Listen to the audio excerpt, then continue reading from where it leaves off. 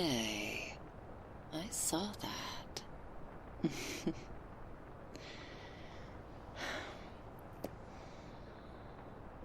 What's wrong, baby? Can't sleep?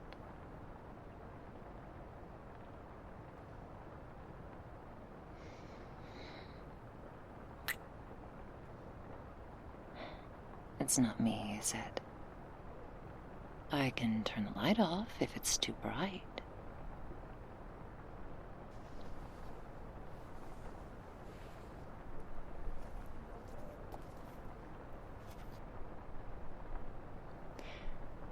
And it's not too loud.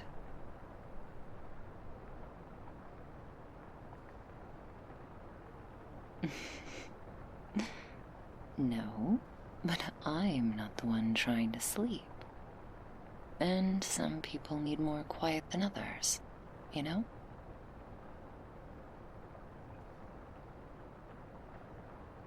Nah. That's why we work so well together. I don't mind your snoring.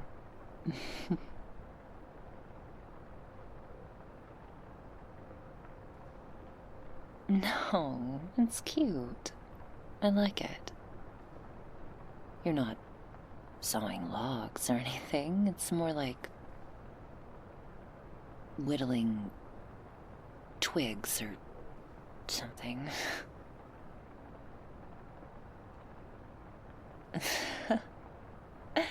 Hey, it's late. Can't expect me to brain right now. If you're gonna stay up with me like this, then you've gotta learn to lower your expectations. I can't function at a higher level past midnight.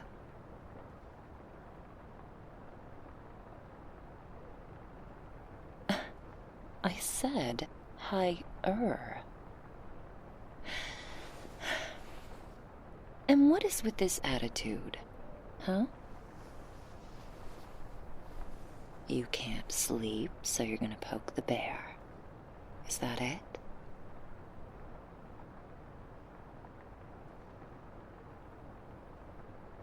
It's late. And I'm way too tired to punish you right now.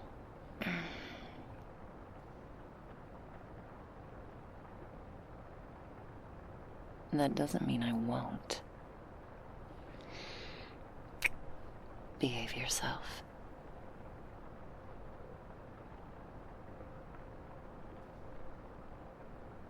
Well, talking isn't going to help.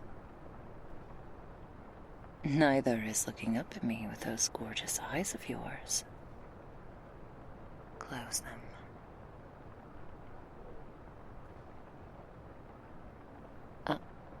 What did I just say about talking?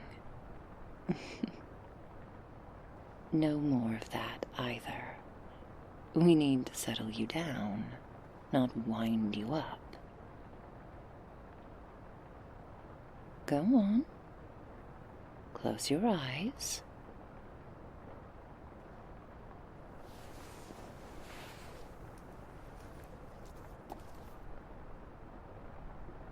How do you feel about fairy tales?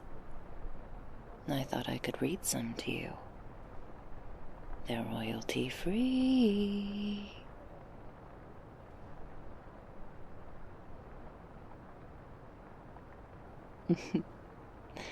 So is that a yes to the stories, or...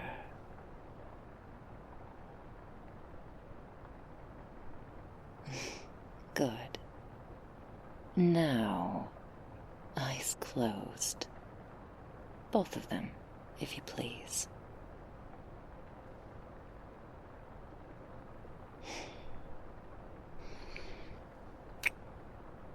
Thank you, baby.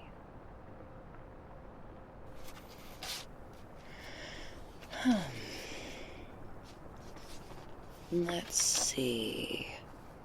Which one shall we start with?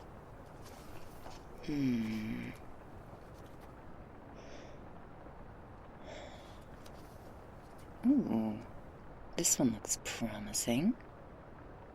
It's a story called Thumbling.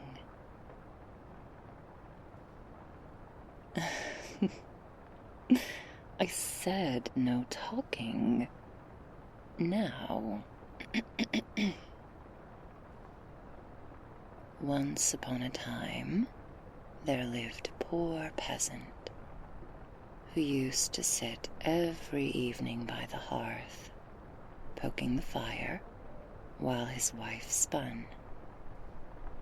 One night he said, "How sad is it that we have no children? Everything is so quiet here, while in other houses it is so noisy and merry." "Ah," sighed his wife, "if we had but only one, and were he no bigger than my thumb, I should still be content, and love him with all my heart." A little while after, the wife fell ill, and after 7 months a child was born who, although he was perfectly formed in all his limbs, was not actually bigger than one's thumb. So they said to one another that it had happened just as they wished, and they called the child Thumbling. Every day they gave him all the food he could eat. Still he did not grow a bit, but remained exactly the height he had when he was first born. He looked about him, however, very knowingly, and showed himself to be a bold and clever fellow who prospered in everything he undertook. One morning the peasant was making ready to go into the forest and fell wood, and said, "Now I wish I had someone who could follow me with the cart." "Oh, father," exclaimed Thumbling, "I will bring the cart. Don't you trouble yourself. It shall be there at the right time." The father laughed at this speech, and said, "How shall that be? You are much too small to lead the horse by the bridle." "That matters not, father. If mother will harness the horse, I can sit in his ear and tell him which way to take." "Well, we will try it for once," said the father. And so when the hour came, the mother harnessed the horse and placed Thumbling in its ear and told him how to guide it. Then he set out quite like a man, and the cart went on the right road to the forest. And just as it turned a corner, and Thumbling called out, "Steady, steady," 2 strange men met it, and one said to the other, "My goodness, what is this? Here comes a cart, and the driver keeps calling to the horse, but I can see no one." "That cannot be all right," said the other. "Let us follow and see where the cart stops." The cart went on safely deep into the forest, and straight to the place where the wood was cut. As soon as Thumbling saw his father, he called to him, "Here, father, here I am, you see, with the cart. Just take me down." The peasant caught the bridle of the horse with his left hand, and with his right took his little son out of its ear, and he sat himself down merrily on a straw.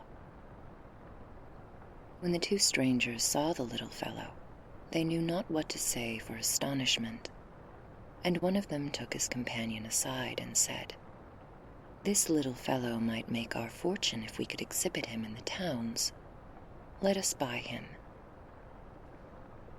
They went up to the peasant and asked, "Will you sell your son? We will treat him well." "No," replied the man, "he is my heart's delight, and not to be bought for all the money in the world." But Thumbling, when he heard what was said, climbed up by his father's shirt and set himself on his shoulder and whispered in his ear, "Let me go now, and I will soon come back again." So his father gave him to the two men for a fine piece of gold, and they asked him where he would sit. "Oh," replied he, "put me on the rim of your hat, and then I can walk round and survey the country. I will not fall off." They did as he wished, and when he had taken leave of his father, they set out. Just as it was getting dark, he asked to be lifted down, and after some demur, the man on whose hat he was took him off and placed him on the ground. In an instant, Thumbling ran off and crept into a mouse hole where they could not see him. "Good evening, masters," said he. "You can go home without me." And with a quiet laugh he crept into his hole still further. The two men poked their sticks into the hole, but all in vain, for Thumbling only went down further, and when it had grown quite dark they were obliged to return home full of vexation and with empty pockets. As soon as Thumbling perceived that they were off, he crawled out of his hiding place and said, "How dangerous it is to walk in the field in the dark. One might soon break one's head or legs." And so saying, he looked round, and by great good luck saw an empty snail shell. "God be praised," he exclaimed. "Here I can sleep securely." And in he went.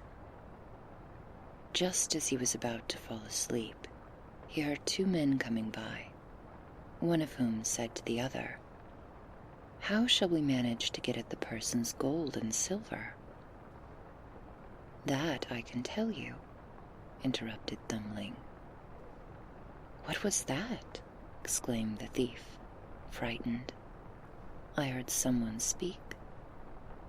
They stood still and listened, and then Thumbling said, "Take me with you, and I will help you." "Where are you?" asked the thieves. "Search on the ground and mark where my voice comes from," replied he. The thief looked about, and at last found him, and lifted him up in the air. "What, will you help us, you little weight?" said they. "Do you see I can creep between the iron bars into the chamber of the parson, and reach out to you whatever you require?" "Very well, we will see what you can do," said the thief. When they came to the house, Thumbling crept into the chamber and cried out with all his might, "Will you have all that is here?" The thieves were terrified and said, "Speak gently, or someone will awake." But Thumbling feigned not to understand, and exclaimed louder still, "Will you have all that is here?" This awoke the cook, who slept in the room, and sitting up in her bed she listened. The thieves, however, had run back a little way, quite frightened. But, taking courage again, and thinking the little fellow wished to tease them, they came and whispered to him to make haste and hand them out something. At this, Thumbling cried out still more loudly, "I will give you it all, only put your hands in." The listening maid heard this clearly, and, springing out of bed, hurried out at the door. The thieves ran off as if they were pursued by the wild huntsman, but the maid, as she could see nothing, went to strike a light. When she returned, Thumbling escaped without being seen into the barn, and the maid, after she had looked round and searched in every corner, without finding anything, went to bed again, believing she had been dreaming with her eyes open. Meanwhile, Thumbling had crept in amongst the hay, and found a beautiful place to sleep, where he intended to rest till daybreak, and then go home to his parents. Other things, however, was he to experience, for there is much tribulation and trouble going on in this world. The maid got up at dawn of day to feed the cow. Her first walk was to the barn, where she took an armful of hay, and just the bundle where poor Thumbling lay asleep. He slept so soundly, however, that he was not conscious, and only awoke when he was in the cow's mouth. "Ah, goodness!" exclaimed he, "however came I into this mill?" But soon he saw where he really was. Then he took care not to come between the teeth, but presently slipped quite down the cow's throat. "There are no windows in this room," said he to himself, "and no sunshine, and I brought no light with me." Overhead his quarters seemed still worse, and, more than all, he felt his room growing narrower, as the cow swallowed more hay. So he began to call out in terror as loudly as he could, "Bring me no more food. I do not want any more food." Just then the maid was milking the cow, and when she heard the voice without seeing anything, and she knew it was the same she had listened to in the night, she was so frightened that she slipped off her stool and overturned the milk.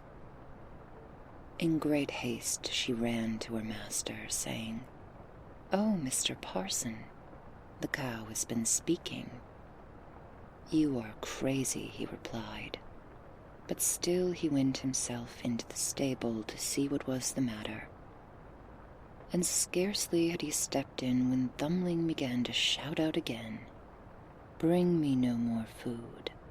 Bring me no more food." This terrified the parson himself, and he thought an evil spirit had entered into the cow, and so ordered her to be killed. As soon as that was done, and they were dividing the carcass, a fresh accident befell Thumbling.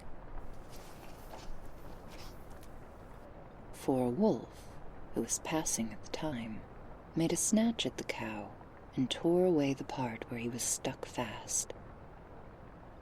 However, he did not lose courage, but as soon as the wolf had swallowed him, he called out from inside, "Oh, Mr. Wolf, I know of a capital meal for you." "Where is it to be found?" asked the wolf. "In the house by the meadow.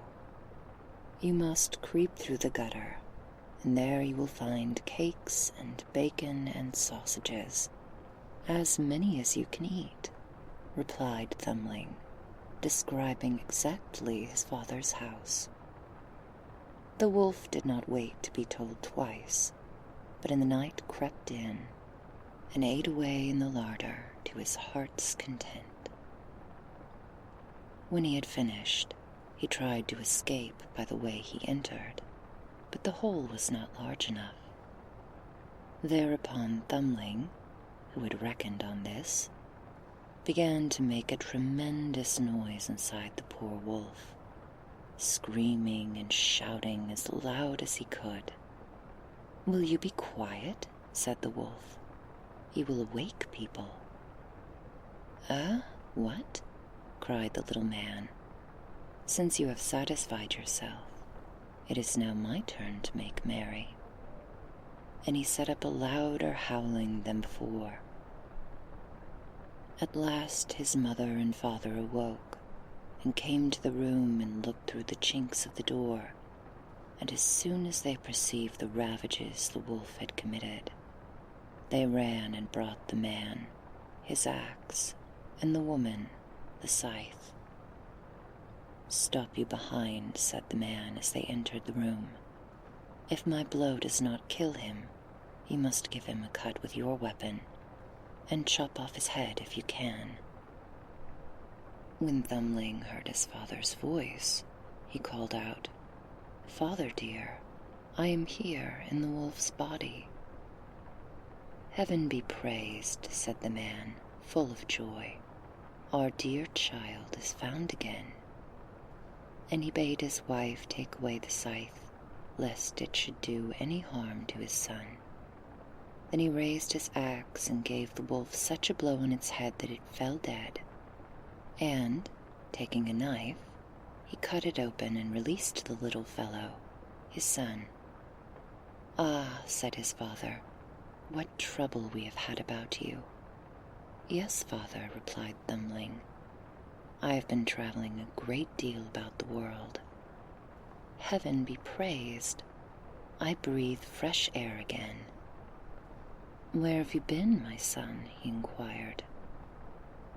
"Once I was in a mouse's hole, once inside a cow, and lastly inside that wolf, and now I stop here with you," said Thumbling. "Yes," said the old people, "we will not sell you again for all the riches of the world."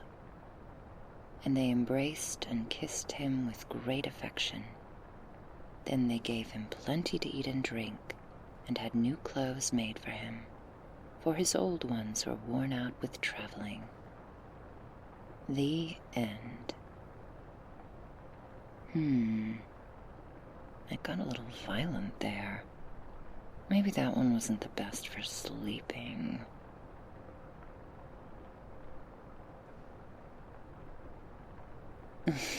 Of course you would say that. Hey, no talking.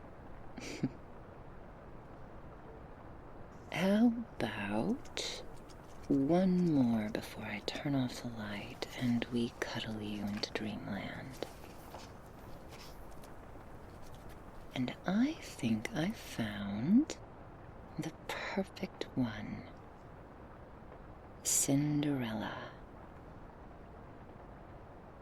Once upon a time, the wife of a certain rich man fell very ill, and as she felt her end drawing nigh, she called her only daughter to her bedside, and said, "My dear child, be pious and good, and then the good God will always protect you, and I will look down upon you from heaven and think of you."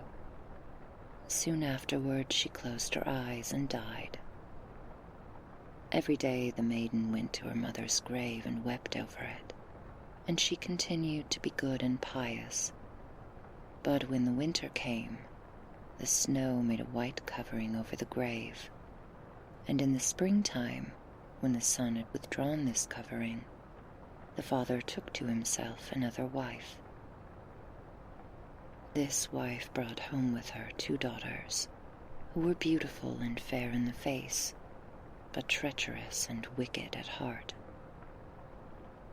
Then an unfortunate era began in the poor stepchild's life. "Shall this stupid goose sit in the parlor with us?" said the 2 daughters. "They who eat bread must earn it. Out with the kitchen maid." So they took off her fine clothes and put upon her an old grey cloak, and gave her wooden shoes for her feet.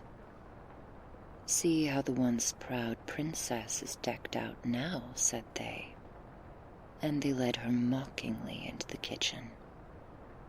Then she was obliged to work hard from morning to night, and to go out early to fetch water, to make the fire, and cook and scour. The sisters treated her besides with every possible insult, derided her, and shook the peas and beans into the ashes, so that she had to pick them out again. At night, when she was tired, she had no bed to lie on, but was forced to sit in the ashes on the hearth, and because she looked so dirty through this, they named her Cinderella. One day it happened that the father wanted to go to the fair, so he asked his 2 daughters what he should bring them. "Some beautiful dresses," said one. "Pearls and precious stones," replied the other. "But you, Cinderella," said he, "what will you have?" "The first bough, father, that knocks against your hat on the way homewards. Break it off for me," she replied. So he bought the fine dresses and the pearls and precious stones for his 2 stepdaughters, And on his return, as he rode through green thicket, a hazel bough touched his hat, which he broke off and took with him. As soon as he got home, he gave his stepdaughters what they had wished for, and to Cinderella he gave the hazel branch.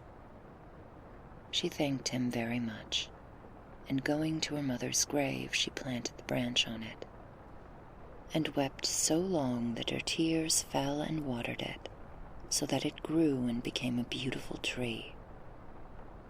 Thrice a day Cinderella went beneath it to weep and pray, and each time a little white bird flew on the tree, and if she wished aloud, then the little bird threw down to her whatever she wished for. After a time it fell out that the king appointed a festival, which was to last 3 days, and to which all the beautiful maidens in the country were invited, from whom his son was to choose a bride. When the 2 stepdaughters heard that they might also appear, they were very glad, and calling Cinderella, they said, "Comb our hair, brush our shoes, and fasten our buckles, for we are going to the festival at the king's palace." Cinderella obeyed, crying because she wished to go with them to the dance, so she asked her stepmother whether she would allow her. "You, Cinderella," said she, "you are covered with dust and dirt. Will you go to the festival? You have no clothes or shoes, and how can you dance?" But, as she urged her request, the mother said at last, "I have now shaken into the ashes a tub full of beans. If you have picked them up again in 2 hours, you shall go." Then the maiden left the room, and went out the back door into the garden, and called out, "You tame pigeons and doves, and all you birds of heaven, come and help me gather the good into the tub, and the bad ones you may eat." Presently in the kitchen window came 2 white pigeons, and after them the doves, and soon all the birds under heaven flew chirping in and down upon the ashes. Then they began pick, pick, pick, and gathered all the good seeds into the tub, and scarcely an hour had passed when all was completed, and the birds flew away again. Then the maiden took the tub to the stepmother, rejoicing at the thought that she might now go to the festival. But the stepmother said, "No, Cinderella, you have no clothes and cannot dance. You will only be laughed at." As she began to cry, the stepmother said, "If you can pick up quite clean 2 tubs of beans which I throw amongst the ashes in 1 hour, you shall accompany them." And she thought to herself, "She will never manage it." As soon as the 2 tubs had been shot to the ashes, Cinderella went out the back door into the garden, and called out as before, "You tame pigeons and doves, and all you birds under heaven, come and help me gather the good ones into the tubs, and the bad ones you may eat." Presently in the kitchen window came 2 white pigeons, and after them the doves, and soon all the birds under heaven flew chirping in and down upon the ashes. Then they began pick, pick, pick, and gathered all the good seeds into the tubs, and scarcely had half an hour passed before all were picked up, and off they flew again. The maiden now took the tubs to the stepmother, rejoicing at the thought that she could go to the festival. But the mother said, "It does not help you a bit. You cannot go with us, for you have no clothes and cannot dance. We should be ashamed of you." Thereupon she turned her back upon the maiden, and hastened away with her 2 proud daughters. As there was no one at home, Cinderella went to her mother's grave, under the hazel tree, and said, "Rustle and shake yourself, dear tree, and silver and gold throw down to me." Then the bird threw down a dress of gold and silver, and silken slippers ornamented with silver. These Cinderella put on in great haste, and then she went to the ball. Her sisters and stepmother did not know her at all, and took her for some foreign princess, as she looked so beautiful in her golden dress. For of Cinderella they thought not but that she was sitting at home picking the beans out of the ashes. Presently the prince came up to her, and taking her by the hand, led her to the dance. He would not dance with anyone else, and even would not let go of her hand, so that when anyone else asked her to dance, he said, "She is my partner." They danced till evening, when she wished to go home, but the prince said, "I will go with you and see you safe," for he wanted to see to whom the maiden belonged. She flew away from him, however, and sprang into the pigeon house. So the prince waited till the father came, whom he told that the strange maiden had run into the pigeon house. Then the stepmother thought, could it be Cinderella? And they brought an axe wherewith the prince might cut open the door, but no one was found within. And when they came into the house, there lay Cinderella in her dirty clothes among the ashes, and an oil lamp was burning in the chimney, for she had jumped quickly out on the other side of the pigeon house, and had run to the hazel tree, where she had taken off her fine clothes, and laid them on the grave, and the bird had taken them again, and afterwards she had put on her little grey cloak, and seated herself among the ashes in the kitchen. The next day, when the festival was renewed, and her stepmother and sisters had set out again, Cinderella went to the hazel tree and sang as before, "Rustle and shake yourself, dear tree, and silver and gold throw down to me." Then the bird threw down a much more splendid dress than the former, and when the maiden appeared at the ball, everyone was astonished at her beauty. The prince, however, who had waited till she came, took her hand, and would dance with no one else, and if others came and asked, he replied as before, "She is my partner." As soon as evening came, she wished to depart, and the prince followed her, wanting to see into whose house she went, but she sprang away from him, and ran into the garden behind the house. Therein stood a fine large tree, on which hung the most beautiful pears, and the boughs rustled as though a squirrel was among them, but the prince could not see whence the noise proceeded. He waited, however, till the father came, and told him, "The strange maiden has escaped from me, and I think she has climbed up into this tree." The father thought to himself, "Can it be Cinderella?" And taking an axe, he chopped down the tree, but there was no one on it. When they went into the kitchen, there lay Cinderella among the ashes as before, for she had sprung down on the other side of the tree, and having taken her beautiful clothes again to the bird upon the hazel tree, she had once more put on her old grey cloak.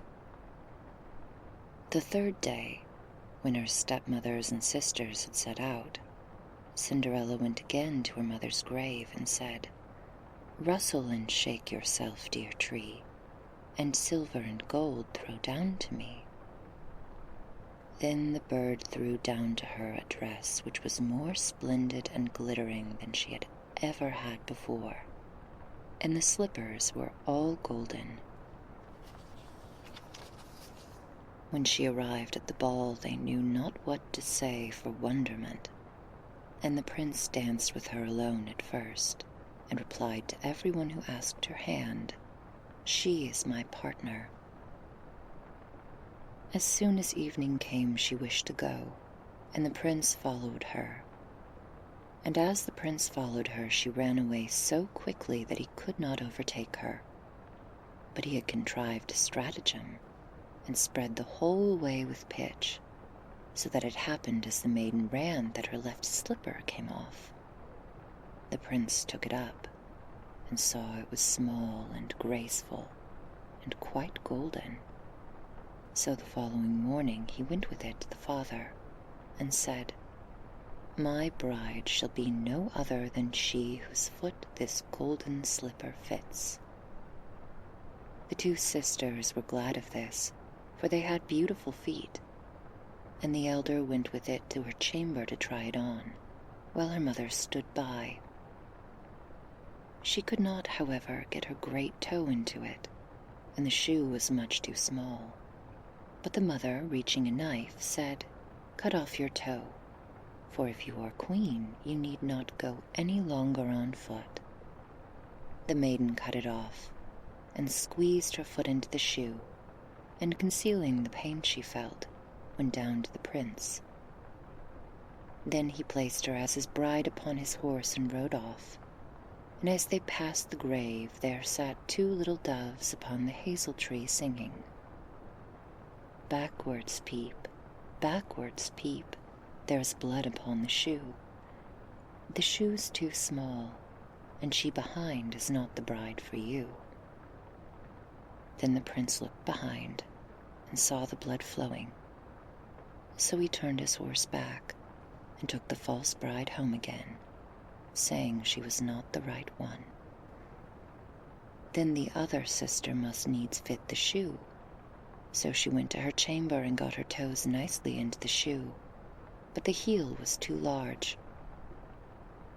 The mother, reaching a knife, said, "Cut a piece off your heel, for when you become queen you need not go any longer on foot." She cut a piece off her heel, squeezed her foot into the shoe, and concealing the pain she felt, went down to the prince.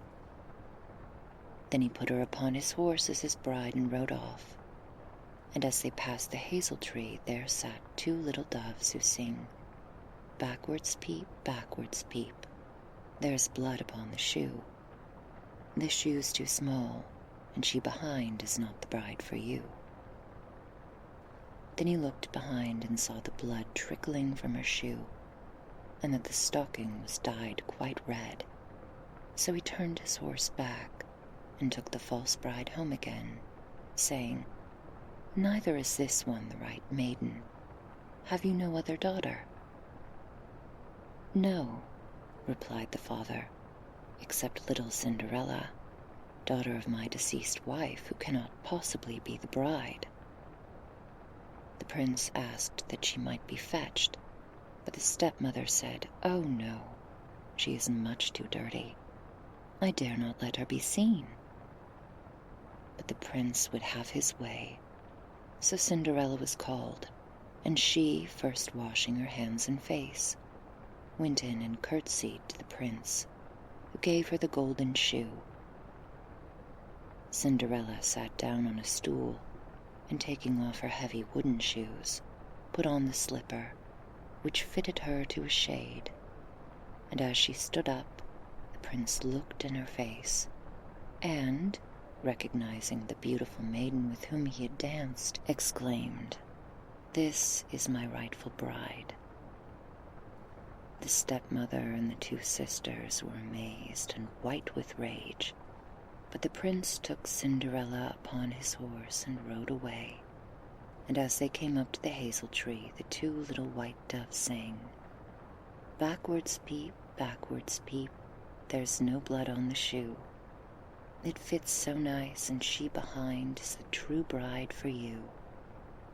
And as they finished, they flew down and lighted upon Cinderella's shoulders, and there they remained, and the wedding was celebrated with great festivities, and the two sisters were smitten with blindness as a punishment for their wickedness. The end. Wow, That was dark. Babe? Of course you'd fall asleep to that. Sweet dreams, baby.